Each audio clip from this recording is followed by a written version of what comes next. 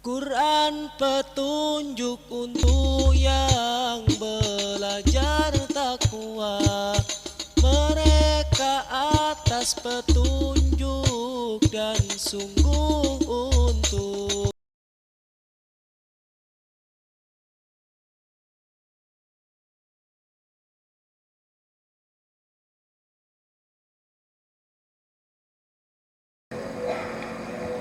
Dan Muhammad bin Qasim itu semuanya kan aneh ini, makanya dakwah itu pokoknya aneh-aneh.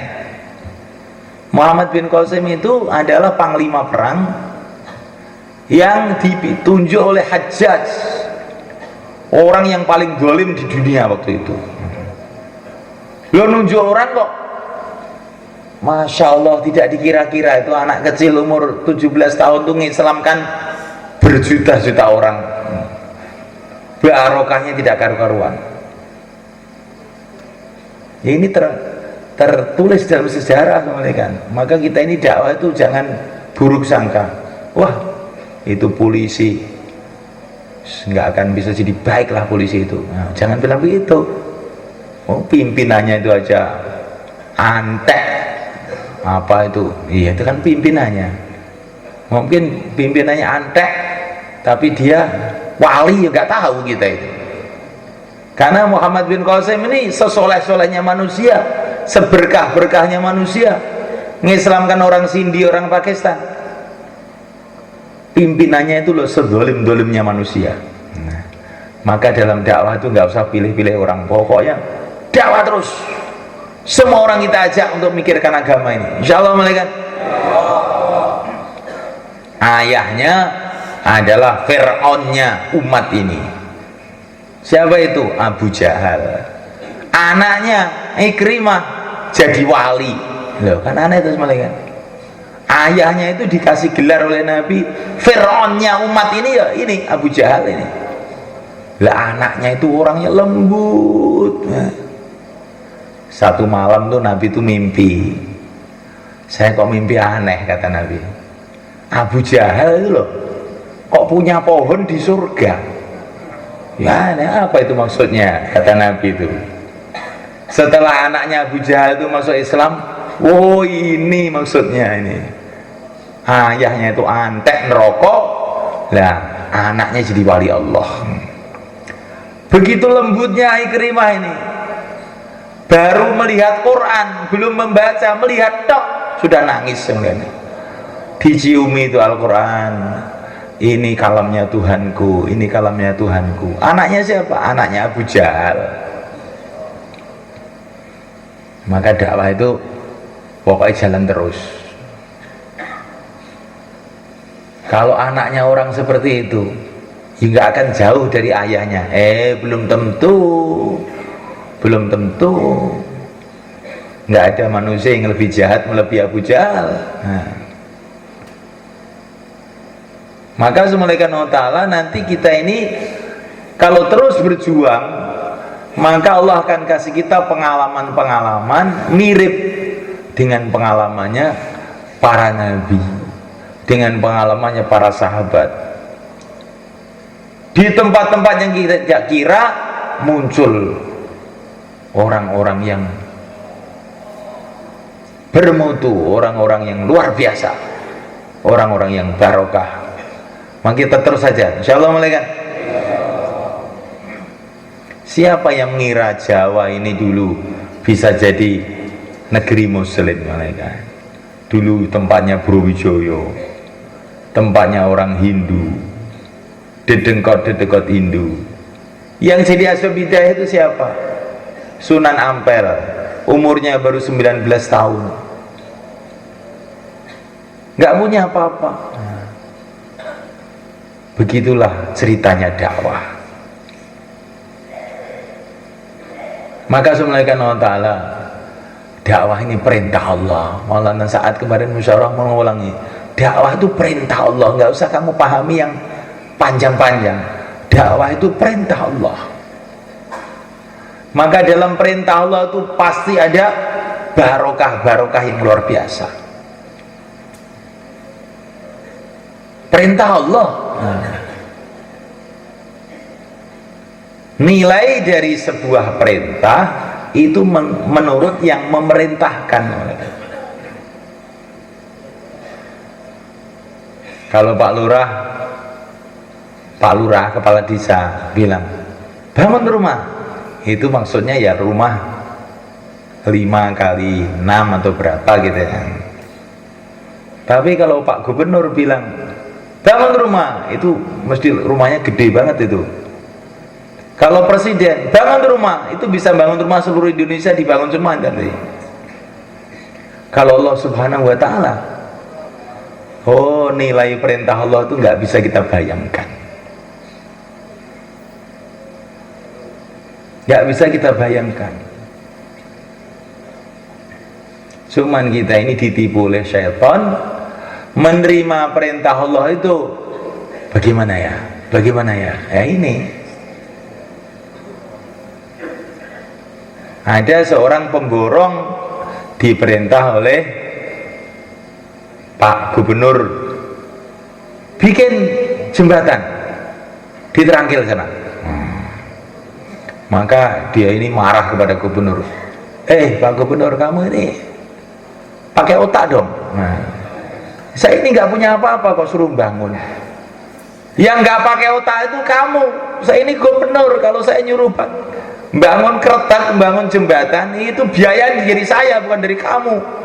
Orang kok bodoh diambil sendiri aja. Oh gitu. Nah, kalau yang biayai Pak Gubernur ya saya mau. Oh, pemborong goblok, nggak usah, yang lain aja. Saya cari yang pemborong yang mantap kayak kamu itu, rusak jagatnya. Nah begitulah manusia itu semuanya kan, diperintah oleh Allah itu.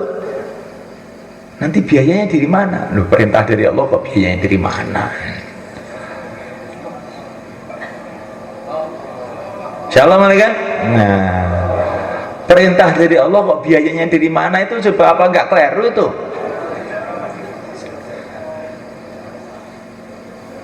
Maka para nabi dulu itu sendiri itu diperintah sudah jalan aja, nggak pernah bertanya biaya. Nabi itu utus untuk seluruh alam. Nabi tidak menjawab biayanya mana. Jalan aja. Beliau sudah dikasih kefahaman. Allah menyuruh, pasti Allah membantu. In tansurullah yang surkum. Insyaallah kan? Tetapi Allah akan memperlakukan orang itu semuanya kan sesuai dengan apa yang ada dalam hatinya itu. Kalau yakinnya Allah akan menolong saya, Allah akan tolong balik. Tapi kalau dia ini diguncangkan dengan keraguan-keraguan, maka dia nanti tidak dapat pengalaman. Tidak dapat pengalaman apa-apa. Maka kita ini mengerjakan perintah Allah dengan yakin atas kudrat Allah, dengan husnudzon, dengan baik sangka. Ana inda dzanni abdi bi, aku menurut sangkaan hambaku, kata Allah dalam hadis qudsi. Fadzunnu bi khaira, sangkalah baik kepada aku. Sangka baik. Ini perintah Allah, pasti ada barokahnya, pasti ada kebaikan-kebaikannya. Dan kalau kita ini menjalankan perintah Allah itu ada ujian-ujian, ada masalah-masalah, jangan kemudian kita ragu. Loh, sudah saya kerjakan, katanya mengerjakan perintah Allah dapat pertolongan Allah, kok malah banyak masalah ini, gimana ini gini? Nah ini setan ini semuanya kan, setan. Terus saja husnudzon kepada Allah, Allah tidak akan menyalahi janjinya. Terus saja. Dan datang satu masa, tiba-tiba plong, tiba-tiba datang pertolongan Allah. Pertolongan Allah itu datang biasanya di saat sudah kita ini kepepet. Tapi terus tetap husnudzon kepada Allah. Kayak Nabi Musa, di depannya lautan, belakang pasukan Firaun, semua teman-temannya dalam ketakutan, tapi beliau tidak sedikit pun bergeming. Inna ma'ya Rabbi, inna ma'ya Rabbi, Tuhanku bersamaku, sayahdin, akan berikan petunjuk kepada aku. Tuhanku bersamaku. Coba ini kata-kata Nabi Musa ini kita masukkan dalam hati kita ketika kita menghadapi masalah-masalah. Inna ma'ya Rabbi, Tuhanku bersama aku, Tuhanku bersama aku, Tuhanku bersama aku. Man tasyabbaha biqaumin fa minhum. Kalau orang itu niru-niru, maka oleh Allah digolongkan dengan yang ditiru-tiru itu. Tiru-tiru Nabi Musa dalam keadaan kepepet, dalam keadaan teman-teman sudah pada mundur. Inna ma'ya Rabbi, Tuhanku bersamaku, Tuhanku bersamaku. Allah tidak akan sia-siakan kita, insyaallah. Malaikat pandang baginda Nabi waktu di Uhud, depannya pasukan, belakang pasukan kafir, kanan kiri depan semua pasukan kafir dengan menghunus pedang. Saat itu Nabi memberikan pelajaran iman kepada kita. Beliau berteriak, Allahumma iyyaka na'budu wa iyyaka nasta'in. Hanya Engkau yang aku sembah, hanya Engkau yang aku minta tolong ya Allah. Langsung datang pertolongan Allah, sehingga orang kafir itu terlempar depan, belakang, kanan, kiri. Kita mau belajar begitu semua kan? Di saat suasana-suasana mengajak kita untuk berputus asa, ketika suasana-suasana mengajak kita untuk lalai, kok hati kita tawajuh kepada Allah, saat itu menurut pengalaman orang-orang dulu terus datang pertolongan Allah yang luar biasa itu. Maka penyakitnya orang berjuang itu kalau bicara keadaan begini, keadaan begini, karkun sejuk, ini lemah, ini masalahnya ini, masalah ini, masalah itu. Pokoknya masalah itu kalau sudah bicara masalah-masalah, akhirnya hati kita tawajuh pada makhluk, lupa kepada Allah, kita tambah amblak. Jangan bicara masalah-masalah, tawajuh kepada Allah. Semua masalah Allah yang mendatangkan, Allah pula yang menyelesaikan. Nah, begitu. Nanti semulaikan Allah, Allah akan berikan kepada kita pengalaman-pengalaman. Siapa yang berjalan di jalannya para nabi, maka dia akan dapat pengalaman-pengalamannya para nabi. Siapa yang berjalan di jalannya para politisi, ia akan dapat pengalamannya politisi. Siapa yang berjalan di jalannya petani, ia akan dapat pengalamannya petani. Sekarang kita ini mau kemana? Kalau kita ini nekat, mantep, mancep, madep, berjalan di jalannya para nabi, sudah nanti pasti dapat pengalaman seperti mereka. Syaratnya istiqomah, istiqomah iman, istiqomah amal. Istiqomah iman itu bagaimana? Keadaan apapun hatinya kepada Allah. Menghadapi lawan, menghadapi kawan, sama aja, hatinya kepada Allah. Lawan tidak bisa membahayakan tanpa Allah, kawan tidak bisa menolong tanpa Allah. Jangan karena kawan terus kita bergantung kepada kawan. Kawannya diajak berkomplot dalam kejahatan, diajak ngerasani orang, tiba-tiba kawan berubah jadi musuhan. Karena apa? Kita lupa kepada Allah ketika bersama kawan, tiba-tiba kawannya jadi musuh. Maka walaupun bersama kawan, tetap taat pada Allah, tetap ingat kepada Allah. Jangan kawannya itu digunakan untuk maksiat kepada Allah, untuk berbuat kejahatan. Begitu juga malaikat menghadapi lawan, lawan ini pun tawajuh kepada Allah. Lawan tidak bisa buat apa-apa tanpa kehendak Allah. Ini istiqomah iman. Tapi istiqomah iman ini akan muncul kalau ada istiqomah amal. Itu sudah sunnatullah malaikat. Hati itu kalau akan istiqomah, kalau jasad itu istiqomah dulu. Maka kalau orang itu istiqomah dalam amal, istiqomah dalam dakwah. Bagaimana istiqomah dalam dakwah? Dimulai dengan kita ini, kita tertibkan waktu kita. Memulainya begitu. Yang kita kehendaki seperti para nabi, dakwah siang dan malam sampai mati. Tapi latihannya 2,5 jamnya diistiqomahkan, insya Allah mulai kan. 3 harinya diistiqomahkan, 40 harinya diistiqomahkan, 4 bulannya diistiqomahkan, 5 amal masjid diistiqomahkan, malam markas diistiqomahkan. Awal-awalnya begitu, nanti lama-lama terus akhirnya siang malam dalam dakwah, seperti kehidupannya para nabi, para sahabat dulu. Istiqomah dalam taklim. Taklim ini juga penting mulai kan. Kalau kita ini tidak taklim, akhirnya kita ini tidak dapat informasi dari Rasulullah SAW, informasi dari para sahabat, informasi dari para ulama. Akhirnya kita ini orang itu berpikir menurut informasinya. Kalau yang dia terima itu informasi akhirat, informasinya para nabi, informasinya para rasul, informasinya para wali, ya pikirannya nanti begitu. Tapi kalau informasinya dari internet, televisi, radio, koran, majalah, sembuh rusak kabeh. Loh, betul sama kan itu ya. Ini kan orang-orang lama semua. Dulu Syekh Namul Hasan tuh pernah kasih nasihatin itu Mutin itu, selagi kamu tidak mau meninggalkan itu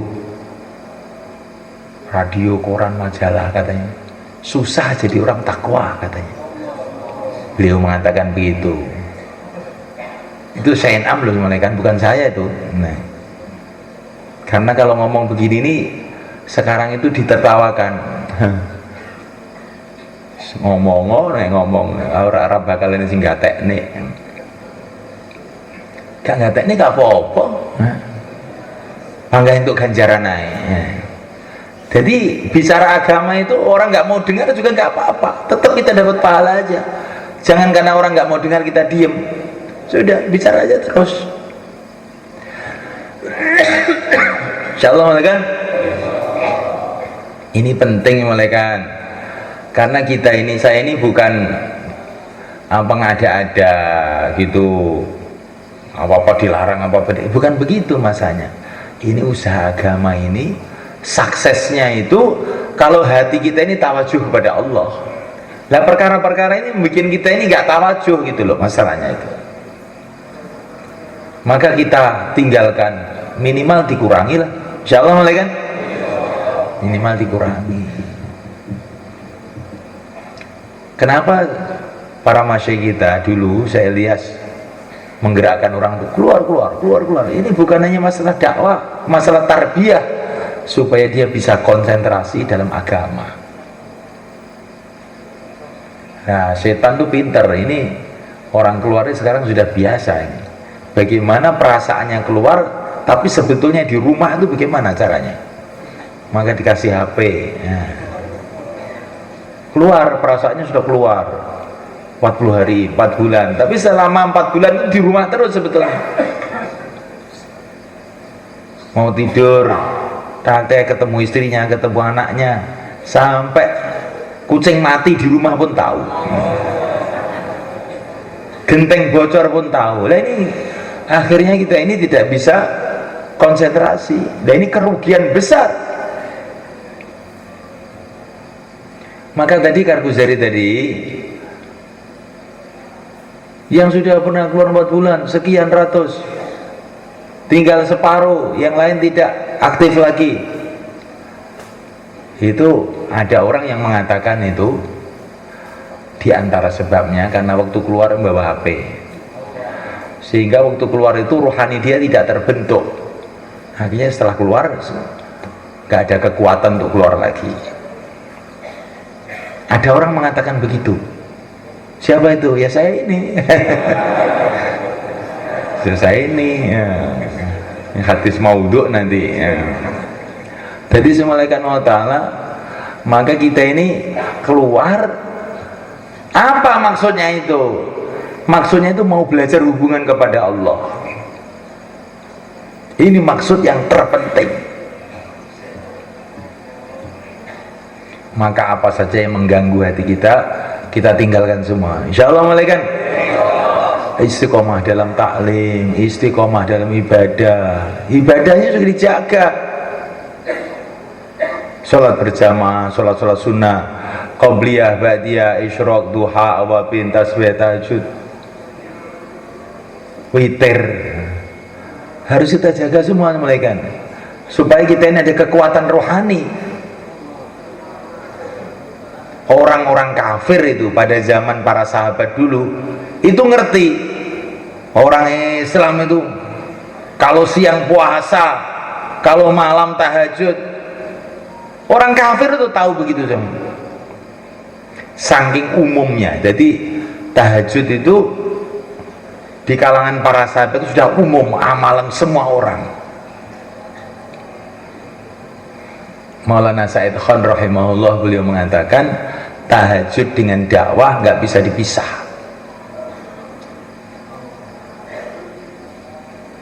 Nabi dikasih tahu oleh Allah akan diberi derajat, memberikan syafaat kepada umat. Di antara syaratnya suruh tahajud. Wa minal laili fatahajjad bihi nafilatan laka asa ayyab'atsaka rabbuka maqama mahmuda. Jadi Nabi itu dapat derajat nolong umat, salah satu syaratnya tahajud.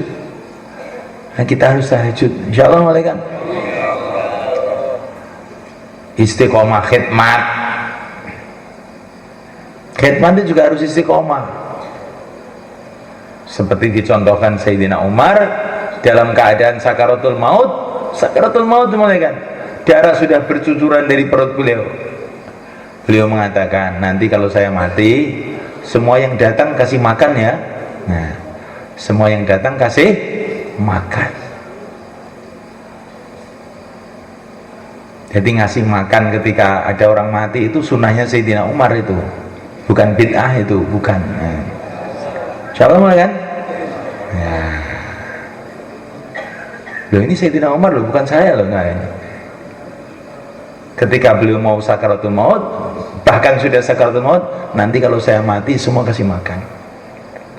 Nah, kita ini masih sehat aja, tamu gak dikasih makan. Ini bagaimana semua malaikat ini? Maka kita istiqomah khidmat, terus istiqomah akhlak sama malaikat.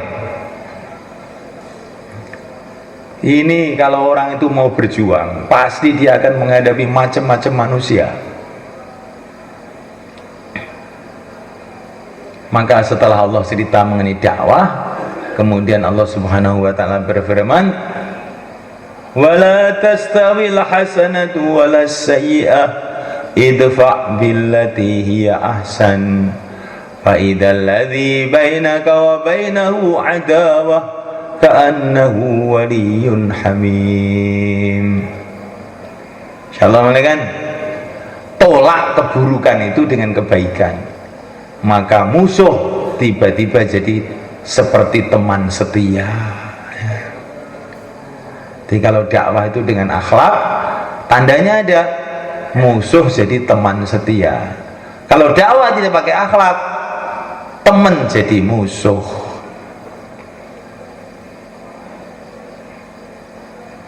Maka semulaikan dakwah dengan akhlak. Kita ini bukan hanya dakwah, kita ini telah diangkat oleh Allah menjadi penanggung jawab dakwah. Umatnya Rasulullah ini menjadi penanggung jawab dakwah. Penanggung jawab itu maksudnya harus dia yang memulai, tidak boleh nunggu orang lain. Karena tidak ada nabi, tidak ada rasul lagi setelah beliau. Maka kita ini bertanggung jawab untuk meneruskan kerja beliau, memulai kerja beliau. Insyaallah malaikat. Tertibnya bagaimana orang yang meneruskan kerja Nabi ini? Fabima rahmatin minallahi lintalahum. Kita harus lembut, lembut dan tidak harus lembut kepada seluruh umat. Insyaallah malaikat, lembut. Walau kunta faddan ghalidhal qalbi lang faddu min haulik. Hai Muhammad, kalau kamu kasar, keras hatinya, maka orang-orang akan lari dari kamu. Rasulullah malaikat, Rasulullah orang yang paling ganteng seluruh dunia, orang paling alim seluruh dunia, orang yang paling mulia seluruh dunia, orang yang paling istimewa seluruh dunia. keringatnya aja wangi kayak kasturi, kencingnya aja obat segala penyakit. Kalau berjalan sampai kambing-kambing pun menghormati beliau, ayam-ayam pun diam, nggak berani berkutik kalau beliau datang karena menghormati beliau. Tetapi beliau dikasih tahu oleh Allah, kalau kamu kasar orang-orang kan lari. Apalagi kita, yang kita ini orang lemah ya, goblok, ngantuan, keringatnya penguk, kasar lagi. Oh, jaminan ini nggak akan dapat teman ya. Insya Allah mana kan? Jangan kasar, lembut. Dakwah itu lembut. Dakwah itu lembut. Ini tertib Al-Quran mulai kan, nggak boleh ditawar. Duh, saya ini kan orang Batak, nggak bisa suruh lembut-lembut gitu. Nggak boleh begitu. Pokoknya umat Rasulullah dalam medan dakwah harus lembut. Saya ini keturunan Aryo Penangsang, nggak ada lembut-lembut kita babat semuanya. Jangan. Kalau kamu ingin mengikuti jejak Rasulullah dalam dakwah ini, yang ada hanya kelembutan. Insya Allah mulai kan? Kita harus lembut. Kita ini harus jadi bunga di mana saja kita berada. Nabi mengatakan, innakum taqdamuna ala ikhwanikum fakunu ka'annakum syamatan linnas. Kamu akan datang ke teman-teman kamu, jadilah kamu hiasan bagi manusia. Jadi orang dakwah itu bagaimana kalau datang terus membuat tenang, membuat tentram, membuat Masya Allah. Itu dari hati semuanya kan. Orang itu kalau hatinya tenang, membuat orang tenang. Kalau hatinya semrawut, membuat orang semrawut. Itu saya pernah dikasih cerita orang-orang di Nidomutin. Itu termasuk karomahnya Syekh Amul Hasan. Syekh Amul Hasan itu kalau beliau datang, waktu dulu tuh di Nidomutin tuh banyak anak-anak kecil itu, keluarganya para masyid, anak-anak kecil itu pada keliaran lari sana lari sini. Tapi kalau Syekh Am datang baru duduk gitu aja sudah diam semua. Saking tenangnya hati beliau itu membuat orang semua itu tenang gitu. Bukan bikin tidur loh, kalau bikin tidur itu. Assalamualaikum. Saking tenangnya ini ya. Berarti termasuk penenang, pil tidur ya. Jadi semuanya penanggung jawab dakwah ini harus lembut, nggak boleh kasar. Tanamkan dulu dalam hati, ini bukan tertib manusia, langsung dari langit ini. Penting ini mana? Kita di mahala, di halaqah, di mana saja, jangan berkata perkataan yang menyakitkan hati umat. Dalam satu hadis dikatakan, menyakiti hati orang beriman itu dosanya kayak bongkar Ka'bah. Di Ka'bah dibongkar kayak apa itu dosanya orang. Nah, itu menyakiti hati orang Islam ya begitu. Orang Islam itu jangan disakiti hatinya. Insyaallah mulai kan?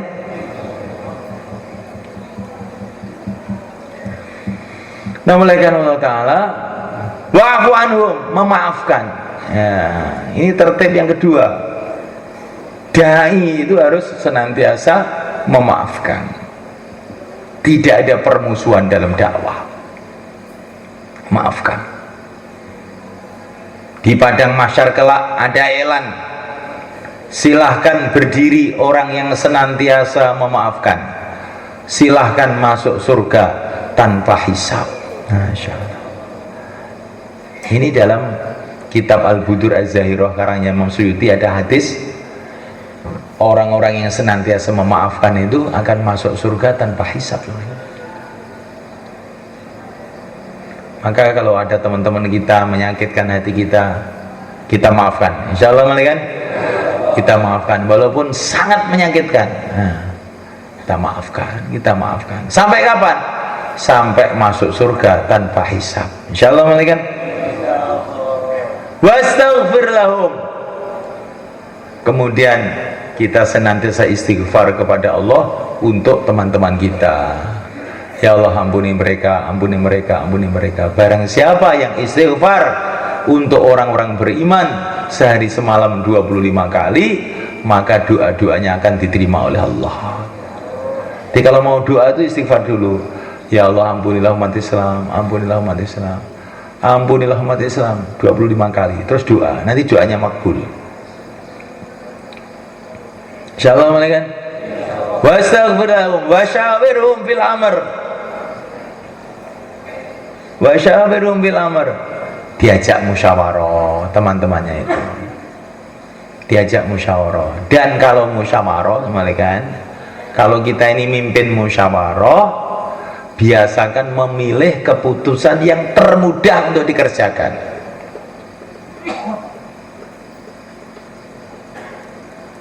Ma khuyira Rasulullah SAW baina amrain ilakhtara aisarahuma malam yakun ithma.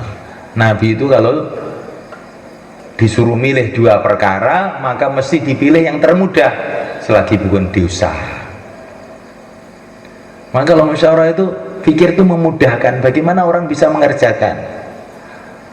Jangan memutuskan musyawarah itu yang memberatkan, akhirnya orang nggak mau musyawarah sama kita. Wah, kapok saya musyawarah dengan itu. Kalau mesti keputusannya nanti mesti berat-berat itu, akhirnya nggak ada orang mau musyawarah. Musyawarah itu yang ringan-ringan saja. Dan nanti tak aja gak jalan kalau sistemnya gitu. Yang menjalankan bukan kamu, Allah yang menjalankan. Pokoknya Rasulullah itu kalau disuruh milih dua perkara, memilih yang termudah.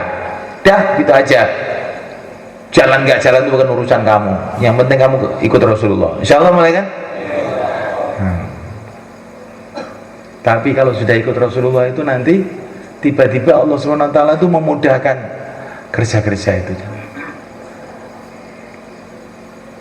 Wa syawirhum fil amr wa idza azamta fatawakkal 'ala Allah. Kalau sudah diputus dalam musyawarah, tawakal, bergantung kepada Allah, jangan maju mundur, kerjakan. Bismillah. Insyaallah malaikat. Ini tertibnya orang berjuang.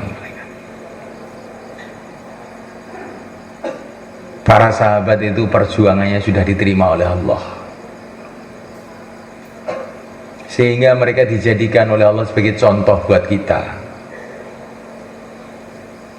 Para sahabat itu kurang lebih jumlahnya 100.000, dan di antara mereka itu yang paling mulia adalah ahli Badar. Allah ceritakan sifat-sifat ahli Badar itu. Ahli Badar ini, mereka lah orang yang pertama kali mendatangkan kemenangan kepada umat. Apa sifatnya ahli Badar itu? Yang pertama kali, kalau ada tugas-tugas agama ringan atau berat, mereka berangkat. Insyaallah malaikat. Wa inna fariqam minal mu'minina lakarihun yujadilunaka fil haqqi ba'dama tabayyan ka'annama yusaquna ilal mauti wa hum yanzurun. Ini ahli Badar mereka. Sebagian itu sudah siap, sebagian itu diperintah Nabi untuk berangkat itu rasanya itu sudah mati, saya ini mati awake dhewe mati. Tapi walaupun perasaannya berat seperti itu, tetap berangkat. Insyaallah kan? Ini yang pertama. Yang kedua, ahli Badar itu ketika diajak musyawarah oleh Nabi, mufakat.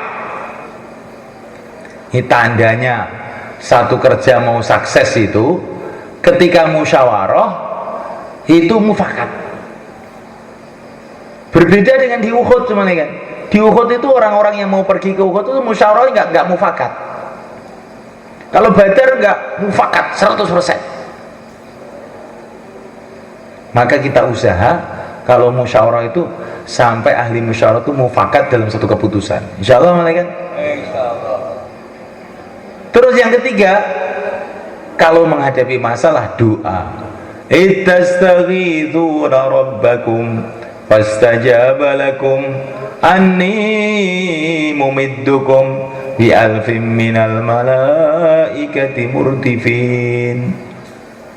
Ketika menghadapi masalah, musuh banyak, mereka doa, ya hayyu ya qayyum, ya hayyu ya qayyum. Akhirnya 1000 malaikat dikirim oleh Allah.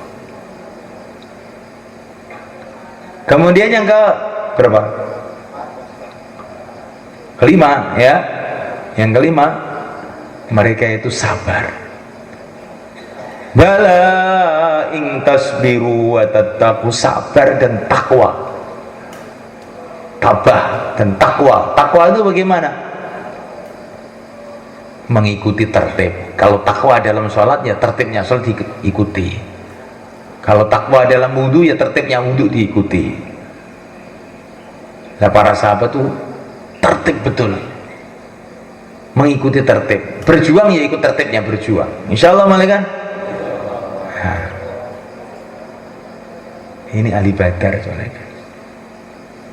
Kemudian ahli Badar ini tidak lama kemudian pergi ke Uhud. Orangnya itu juga, tapi waktu di Uhud sebagian berubah.